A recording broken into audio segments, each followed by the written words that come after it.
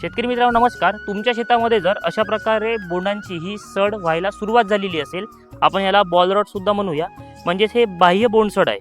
पावसामुळे झालेली बोंडसड. आता हे का होतं तर जमिनीमध्ये जे जमिनीलगतचे बोंड आहे यांना सूर्यप्रकाश न लागल्यामुळे इथं होतं काय की अशा प्रकारे बोंड हे काळे पडून येते सडायला सुरुवात होतं.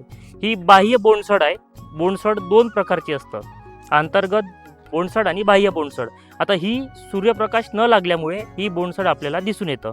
आता याच्या नियंत्रणासाठी मी तुम्हाला दोन कॉम्बिनेशन सांगतो, जेणेकरून तुमच्या शेतामध्ये जर अशा प्रकारची समस्या असेल, बोंड काळे येऊन जर खराब होत असेल, तर यावरती तुम्हाला जबरदस्त नियंत्रण हे मिळणार आहे. कॉपर ऑक्झिक्लोराइड म्हणजेच ब्ल्यू कॉपर 40 ते 50 ग्रॅम 15 लिटर पाण्यासाठी तुम्ही घेऊ शकता.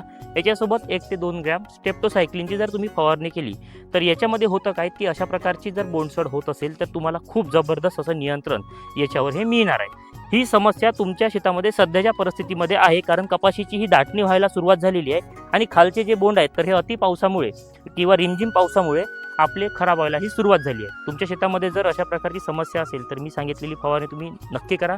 खूप जबरदस्त रिझल्ट तुम्हाला मिळणार आहे. माहिती आवडली असेल तर जास्तीत जास्त शेतकऱ्यांपर्यंत नक्की शेअर करा. धन्यवाद.